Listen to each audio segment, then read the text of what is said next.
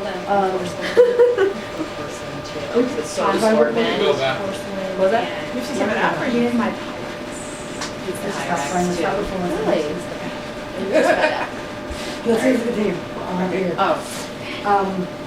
Okay, so the bottom. So as we said, the culture came from Kalvachimer. Even more so, definitely, if we're saying that a person who doesn't prevent somebody else is considered a rasha. You have the capabilities to prevent somebody else, to do it, you don't do it, you're considered a rasha. So even more so, the Mitzvah Ezai, Mitzvah Asay, the Mem and the Ayin is again an acronym for Mitzvot Asay, to do the positive commandments. If we don't do a positive commandment, She'ef Shalei L'Kaima, that you're able to, he's capable of doing this specific mitzvah, this specific commandment is able to do, and he doesn't do it. Like the author was giving an example. What does it mean you could do something you don't do it? It means you could learn Torah. Right now you're sitting down, you're able to learn Torah. You can take something out. This day and age it's much easier to learn Torah. It's not just taking out a book. There's everything in English and everything. It's very simple to learn Torah. You can take out a book any moment and learn. The author was saying you could learn it, and you're not. So it's a regular mitzvah that we're told to do. We're told to learn Torah. Right now you're able to learn Torah and you're not. When you turn the page, it ain't no effect, but you don't study, you don't busy yourself with Torah learning. On the other side. Sha'alav Darshu, it's on page 10. Sha'alav Darshu Rizal, our sages tell us, such a person who could learn, who's able to learn and does not, he's considered, we apply the verse, Ki Devar Hashem Bazed V'Goymer, He Karis V'Goymer. We apply the verse to somebody who embarrassed the name of God, who should be cut off, who insulted the Torah. Somebody who's able to learn Torah and didn't is considered like he insulted the Torah. And that person is definitely considered a rasha. We said before, the Kal Chomer means even more so, because first we said a person who didn't prevent somebody else is considered a rasha. What they were saying, if somebody was able to prevent somebody else and didn't, then definitely if he himself was able to learn and he didn't, he's definitely a rasha. So again we're saying, the author is bringing two examples of when somebody's a rasha. So like we said before, there could be the Beinani. We're trying to figure out what the Beinani is.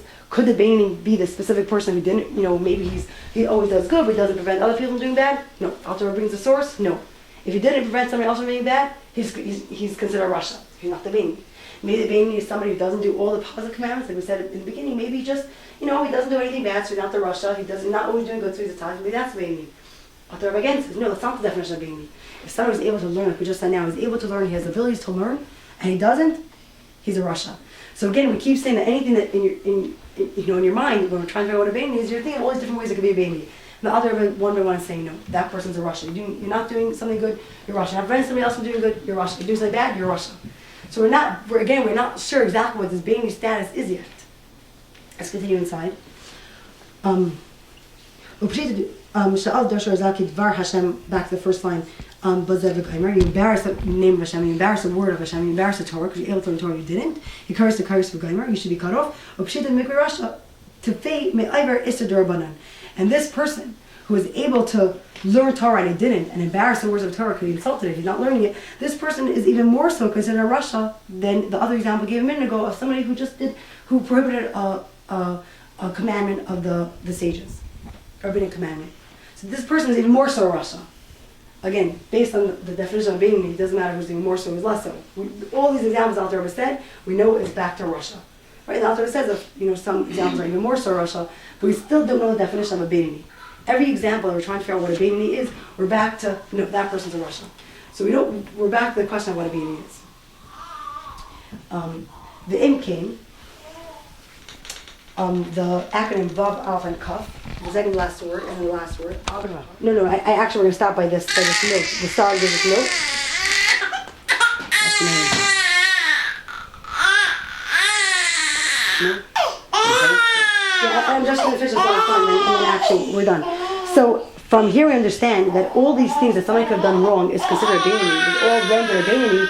We're getting a little bit more of an explanation, a little bit more of a clarity of how it could be that Rabbah thought himself as a Beinani. We said that Rabbah never stopped learning. Rabbah had the angel of death had a problem with when it came to the day that Rabbah was destined to die, to even have a hold on him, have any control, because he was always learning. Saying Rabbah was always learning. He thought himself as a Beinani, so we're explaining over here what a Beinani is. Rabbah thought of himself as a Beinani because obviously Beinani is a much higher level than we thought in the beginning. Because anything that we could think of Beinani as somebody who doesn't prevent somebody else, somebody who does a small transgression, anything we said is all considered a rasha.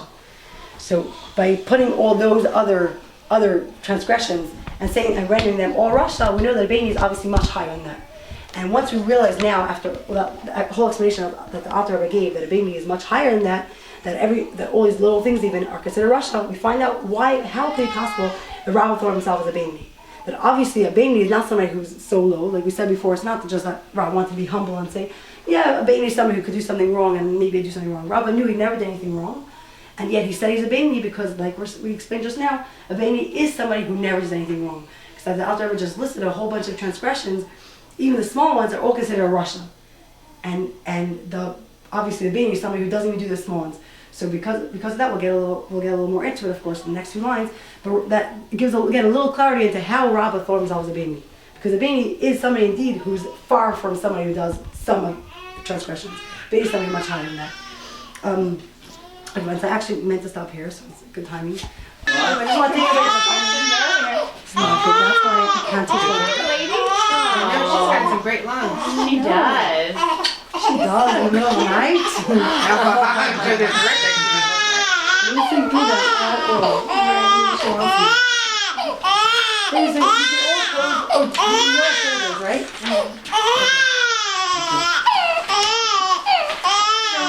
Okay, so after Rosh Hashanah, we go to New York for a couple Mondays, so we're gonna miss out that. But so I think next week might be our last Monday before the Rosh Hashanah.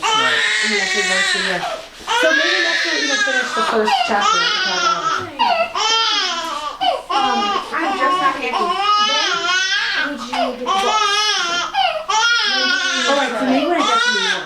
So maybe next time I'll actually what they want to do, and then when I go to New York, I'll put them up in New York. It's probably easier than I'll get the best price in New York. Okay, so like this. No, you don't have to do anything you don't want to do. Yeah, whoever doesn't want to say something about JewishBuckTown, what they like about it. I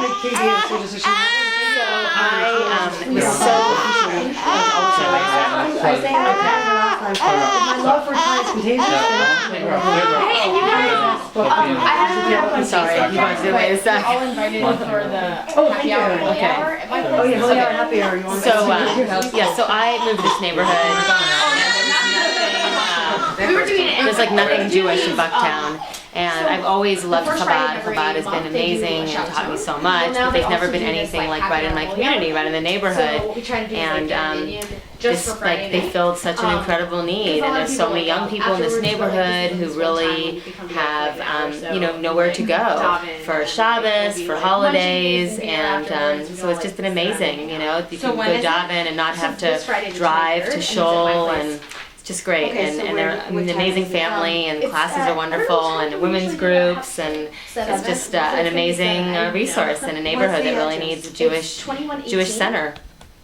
18. So West Thomas Street, THON. we're lucky to have them. It's apartment number 3 on the 3rd floor, and you just come up. Hi, And yeah, 7 o'clock. I'm Kim, and I just love the Chabad of Bucktown. I think it's a great Do you want me to community. Yes. I come here for not only for a warm Shabbos experience, whether it's the great davening or the delicious meal every week or every month, and just the community of people that are part of this community are just wonderful, and we're sort of all here for the same purpose, and I love learning Tanya. It's a great class, and I encourage more people to come learn.